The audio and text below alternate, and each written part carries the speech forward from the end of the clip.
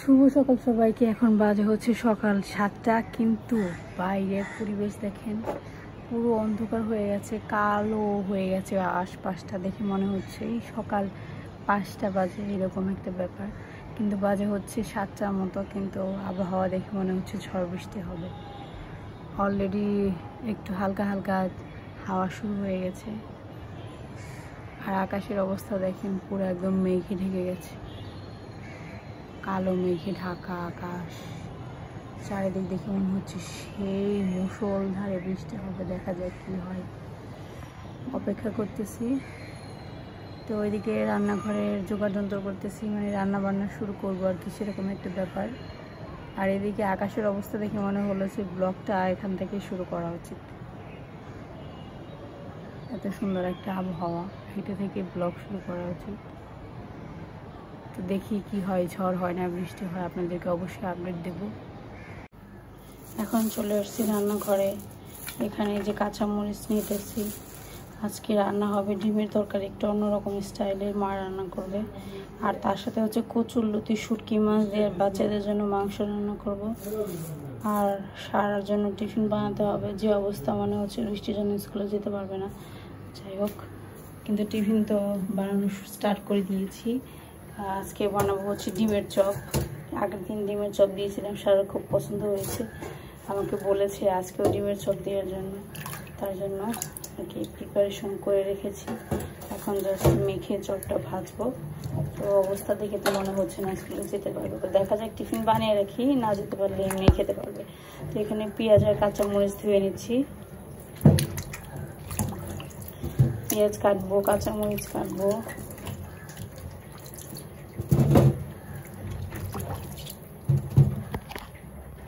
আর এদিকে হচ্ছে বাচ্চাদের জন্য রান্না করবো মাংস, আলু আর হচ্ছে পেঁপে কেটে রাখছি, তার সাথে পেঁয়াজ এর মশলা, মানে পেঁয়াজ রসুন আদা সব কিছু কেটে রাখছি। আর এদিকে হচ্ছে বেগুন আর আলু কেটে রাখছি। বেগুন আলু দিয়ে আজকে ডিম ভেজে রান্না করা হবে। অবশ্যই আপনাদের সাথে রেসিপি শেয়ার করবো।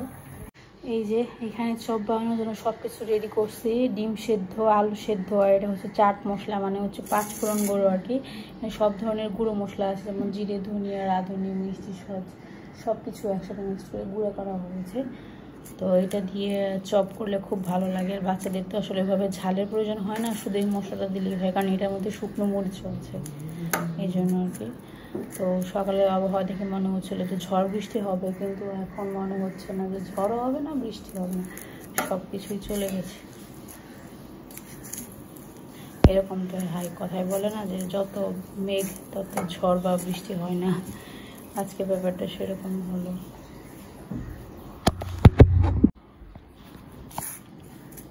এই যে আলু ভর্তা মাখা শেষ। একটু আগে অনেক জোরে একটা মেঘ ডাকছিল, কিন্তু বৃষ্টির খবর নেই, ঝড়েরও খবর নেই, কিছুর খবর নেই, অথচ মেঘ ডাকতেছে। আলু ভর্তা একটু বেশি হয়ে গেছে, আসলে আলুর সাইজটা বোঝা যায় না। একটু বেশি বেশি করে দিয়ে দিই, তাহলে ভালো হবে, পেট ভরবে। আলুতে তো প্রচুর পেট ভরে। এখন হচ্ছে দুই পাশ থেকে 2টা চূড়া লাগিয়ে দেওয়ার পালা, তাহলেই হয়ে যাবে আমাদের আলুর চপ। ও সরি, আলুর চপ না, ডিমের চপ। তো ডিম আছে ভিতরে। কী হয়েছিল, মানে ডিমটা অর্ধেক করে দিলে 2টা চপ হইতো। আমি ভাবলাম যে একটাই করে দিই, বাচ্চা মানুষ, 2টা খাইতে যাবে না, একটা করলে সুবিধা হবে। একটু বড় করে একটা দিয়ে দিলাম, খাইতে যাবে। অর্ধেক করে দিলে আবার বানাইতে সুবিধা হয়, ফাটার একটা সিস্টেম থাকে না, এই আর কি। হয়ে গেছে, এখন শুধু ভেজে নেব। এই যে দেখেন, যেরকমটা ভাবছিলাম সেরকম হয়নি, যেরকম আর কি অন্ধকার হয়েছিল, মেঘ করছিল, সেরকম বৃষ্টির কোনো খবর নেই।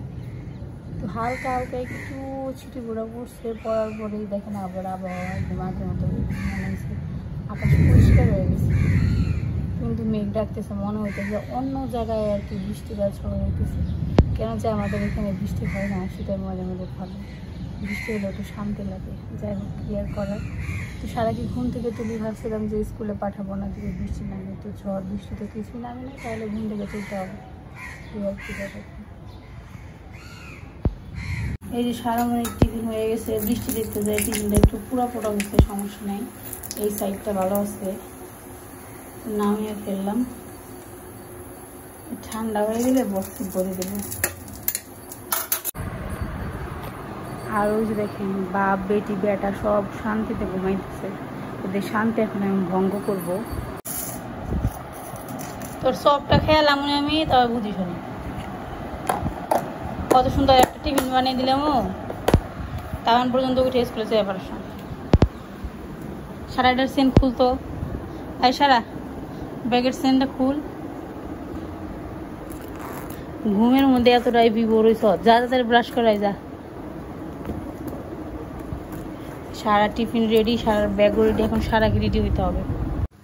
আপনাদের একটা মজার জিনিস দেখাই, এখানে আমাদের বাসার নিচে একটা জাম গাছ আছে, দেখেন কি পরিমাণ জাম ধরছে। ওই যে অনেক নিচে তো বেশি জুম করে কাছে আনা যায় না, কিন্তু অনেকটাই আসছে। দেখেন কি পরিমাণ জাম ধরে একদম পেকে পেকে আছে, কিন্তু নিচে গেলে বাতাস তাহলে পড়ে, কিন্তু পড়লে পরে সেগুলো খাওয়ার উপযুক্ত থাকে না, ছেইচে একদম ভর্তা হয়ে যায়। কিন্তু এই জানলা থেকে খুব সুন্দর দেখা যায়, কালো কালো জাম পাইকে পেকে রয়েছে, খুবই সুন্দর লাগে, কিন্তু লোভ লাগে, খাওয়া যায় না। তো আপনাদের সাথে ভাবলাম একটু শেয়ার করি। এই যে সারা রেডি স্কুলে যাওয়ার জন্য, দেখেন স্কুলে যাওয়ার জন্য কত কিছু লাগে, কতগুলো রং পেন্সিল নিয়ে ধরেছে। এত রং পেন্সিল দেখি ব্যাসে কি তার ড্রয়িং আছে, সত্যি ড্রয়িং আছে রে। সারা ড্রয়িং বই তো দেওয়া হয় না, ড্রয়িং এর প্রত্যেকবার না বকা খাস, রুটিন দেখে বই দেওয়া হয় না, মন থাকে না। আজকে ড্রয়িং আছে, সারা ড্রয়িং দেখলে খুব খুশি হয়। তো চলে আসলাম রান্নাঘরে। এবার চলুন আপনাদের সাথে আজকের স্পেশাল ডিমের রেসিপিটা শেয়ার করি। এখানে কাঁচামরিচ কুচি, পেঁয়াজ কুচি, হলুদ গুঁড়া, সামান্য পরিমাণ আর মরিচের গুঁড়া নিয়ে পেঁয়াজটাকে হাত দিয়ে প্রথমে চটকে একটু নরম করে নেওয়া হলো। এরপর হচ্ছে এখানে 4টা ডিম নেওয়া হবে। এখন ডিমটাই পেঁয়াজের সাথে মিক্সড করে নিতে হবে। এটা হচ্ছে আমাদের গ্রামের খাবার, এইভাবে আমরা গ্রামে প্রায়ই খেতাম, মানে মা রান্না করে দিত, আমার মা আর কি। যেহেতু আমার শ্বশুর বাড়ি আর বাবার বাড়ি একই এলাকা, এর জন্য খাবারের সাথে কিন্তু অনেক মিল আছে। তো এখানে হচ্ছে মশলা বানাচ্ছি এই ডিমের ঝোলের জন্য। এখানে একটু সামান্য পরিমাণ জিরে নিয়েছি, তার সাথে নিয়েছি একটু ধনিয়া বেশি করে, আর নিয়েছি একটা তেজপাতা। এটা হালকা করে একটু ভেজে তুলে নিলাম। এখন হচ্ছে যে পাটাতে বেটে নিলাম। এখন এটা সবশেষে দিতে হবে, মানে তরকারিটা হওয়ার আগের, এটা হচ্ছে সবশেষের মশলাটা। তো এবার হচ্ছে ডিম ভেজে নিতে হবে। তো আজকে ডিমের তরকারির ব্যাপারটা হচ্ছে যে ডিম ভেজে কেটে কেটে রান্না করতে হবে। এটা অনেকেই খায়, নতুন তেমন কিছু না। তো আজকে আমাদের করা হবে আলু বেগুন দিয়ে এইভাবে ডিমের অমলেট করে ঝোল করা হবে। তো এখানে পেঁয়াজ কুচি প্রথমে ভেজে নেওয়া হলো, সাথে একটু ফোড়ন দেওয়া হয়েছে। এখন গোল গোল শেপ করে আলু কাটা হয়েছে। তো প্রথমে আলুটাকে হালকা করে ভেজে নিয়ে এর মধ্যে দেওয়া হলো বেগুন। এরপর দিতে হবে হলুদের গুঁড়া, মরিচের গুঁড়া, পরিমাণ মতো লবণ, আর হচ্ছে জিরে বাটা কাঁচা, আর হচ্ছে ধনিয়া বাটা কাঁচা। তো 2টা বাটা একসাথে দিয়ে এই মশলা দিয়ে সবজিটাকে ভালো মতো কষিয়ে নিতে হবে। তো সবচেয়ে বাজে একটা ব্যাপার ছিল, সেটা হচ্ছে যে বেগুন আর আলু 2টা খুব খারাপ অবস্থা ছিল, মানে হচ্ছে যে ঠিকমতো গলেনি, কিন্তু তরকারিটা খেতে আমার কাছে তো ভালো লেগেছে। কিছু কিছু রেসিপির সাথে মানুষের ছোটোবেলার কিছু কিছু স্মৃতি জড়িয়ে থাকে। এই সমস্ত রেসিপি মানে হচ্ছে ছোটোবেলার অনেক কিছুই মনে করিয়ে দেয়া। তো ছোটোবেলায় এরকম মা রান্না করতো, মানে আমার মা রান্না করতো হচ্ছে আলু কুচু কুচু করে কাটতো, এরপর হচ্ছে একটু হালকা হালকা ঝোল করতো, এভাবে ডিম দিয়ে রান্না করতো। এত ভালো লাগতো খেতে, সেটা বলার মতো না। আসলে আগের খাবারের স্বাদ যেমন ভালো ছিল, তেমন আগের স্মৃতিগুলাও মধুর ছিল। কেন জানি মানুষ বড় হয়ে যায়, ছোটোবেলাটাই সব থেকে মধুর সময় আর জীবনের সব থেকে সর্বশ্রেষ্ঠ সময়। কি আর বলবো বলেন, এটা সবার জীবনের আফসোস, কেন যে বড় হলাম। তো এইদিকে হচ্ছে শুটকি দিয়ে কচুরলতি রান্না করা হচ্ছে আজকে, খুবই সহজ রান্না বান্না। এই যে কচুরলতি আর হচ্ছে ডিমের তরকারি 2টা আইটেম করা হবে। আর ফ্রিজে হচ্ছে ঝুল শাক ছিল। তো দুপুরে রান্না বান্না করার পর স্নান দান শেষ করে নিয়েছি, একেবারে কাজকর্ম সব শেষ করছে। কারণ স্নান শেষ করলে মনে হয় সব থেকে বড় কাজ শেষ করছে দিনের বেলার, মানে সারাদিনের সব থেকে বড় কাজ শেষ করছে এরকমটা মনে হয়। তো এখন বাজে হচ্ছে কয়টা বাজে, বাবা 11:30 প্রায় বেজে গেছে। ঈশান বাবুকে স্নান করে ফেলছি, একটু পরে সারাকে আনতে যাবে, তারপর সারা আসার পর সারাকে স্নান করাবো। ঈশান বাবু স্নান দান করানোর পর ওখানে ওনার খিদে পেয়েছে। তো সেই দিনে সেই ড্রেসটা পরেছি, একটা যে সুতির ড্রেস ছিল না, সেটা পরছি। তো এটা আমাকে বাবা দিয়েছিল, অনেকদিন ধরে ছিল আলমারিতে বানানো হচ্ছিল না, তো সেদিন একসাথে সব বানাতে দিয়েছে। তো আপনাদেরকে পরে সব কিছু দেখালাম, একটু মডেলিং করলাম। যাই হোক, তো এখন যাব রান্নাঘরে। আপনাদের তো রেসিপি শেয়ার করেছি, কিন্তু কি রান্না আসলে আজকে করলাম তো সব কিছু শেয়ার করা হয়নি। চলুন আপনাদেরকে একটু দেখাই কি রান্না হলো। বাবা এদিক তাকাও তো, কেমন দেখা যায় দেখি আমার বাবাটাকে। এদিক তাকাও, একটু তাকাও। তোমার খিদে পাইছে? কি খাবো তুমি? পিড়া। ঠিক আছে, তো চল পিড়াটাও কেটে নিয়ে আসি ঈশান বাবুর জন্য। তো এখানে রান্না করা হয়েছে শুটকি মাছ দিয়ে কচুরলতি। তো ফ্রিজে চিংড়ি মাছ ছিল না, এর জন্য শুটকি দিয়ে রান্না করা হয়েছে। এখানে রান্না করা হয়েছে ডিমের তরকারি, আলু বেগুন দিয়ে। ডিমটা ভেজে রান্না করা হয়েছে, সেদ্ধ করে রান্না করা হয়নি, আজকে একটু অন্যরকম করে রান্না করা হলো। দেখা যাক কেমন লাগে। এখানে হচ্ছে ঈশান আর সারার জন্য করছি হচ্ছে চিকেন। ওদের চিকেন হলে আর কিছু লাগে না, তার জন্য একটু চিকেন করলাম। তো এই হচ্ছে আমাদের আজকে দুপুরবেলা রান্নাবান্না আর কি। খুবই অল্প রান্নাবান্না করেছি, এইটুকুই খেয়ে শেষ করতে পারি না, তাও থেকে যায়, কারণ মা বাবা একদমই খেতে যায় না। একবেলা খায় তো আরেক বেলা খায় না, এরকম একটা অবস্থা। এখন করবো হচ্ছে আরেকটা কাজ, সেটা হচ্ছে পেয়ারা কাটতে হবে। তো আপনাদের তো বললাম ঈশান বাবুর খিদে পাইছে, তো দেখি একটা পেয়ারা কাটবো। একজনের জন্য কাটবো না, সেটা হচ্ছে ঈশান বাবু আর বাবা, মানে হচ্ছে ঈশান বাবু আর ওনার দাদু দুজনে হচ্ছে এই টাইমটাতে পেয়ারা খায়। এই যে পেয়ারা সবসময় এনেই রাখে বাবা, ঈশানও পছন্দ করে, তার সাথে বাবাও এই টাইমটাতে পেয়ারা খায় 11টা সাড়ে 11টার দিকে। তো পেয়ারাটা কেটে নিই।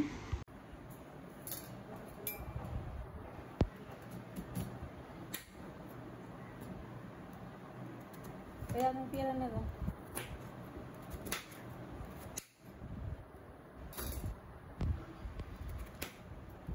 এই যে ঈশান বাবুর পেয়ারা কাটা শেষ, উনি বসে বসে কার্টুন দেখতেছে। ও শুয়ে একটু লবণ না দিলে উনি আবার পেয়ারা খাইতে পারে না। পেয়ারা সবসময় লবণ দিতে হয়। হ্যাঁ লবণ দিছি, খাও, খেয়ে দেখো কেমন। লবণ দিছি তো, তুমি খেয়ে দেখো। এই লবণ দিছি, খাও। লবণ ছাড়া খাওয়া যেত বাবা। হয়েছে লবণ হয়েছে। তুমি কি ঘুম থেকে এখন উঠলা? তোমার ঘুম কেমন হইলো? ঘুম মজা হয়েছে। ওই দেখো সারা দিদি ঘুম থেকে ওঠে না, সারা দিদিকে তো ডাকতে পারো না তুমি, সারা দিদির হোমওয়ার্ক আছে না। এখন কি করবা তুমি? তুমি বলো কি করবা?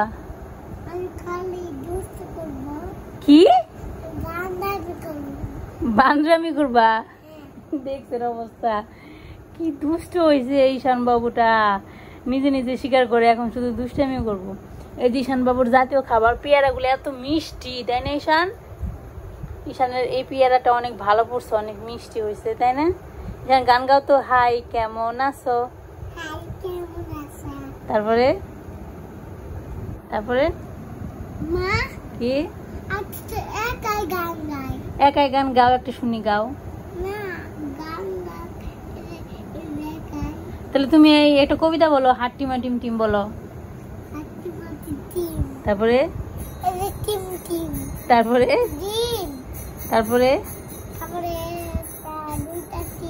দুইটা শিং। তারপরে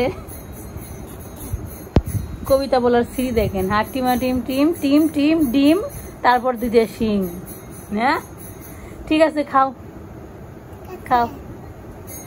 খেয়ে বলো কেমন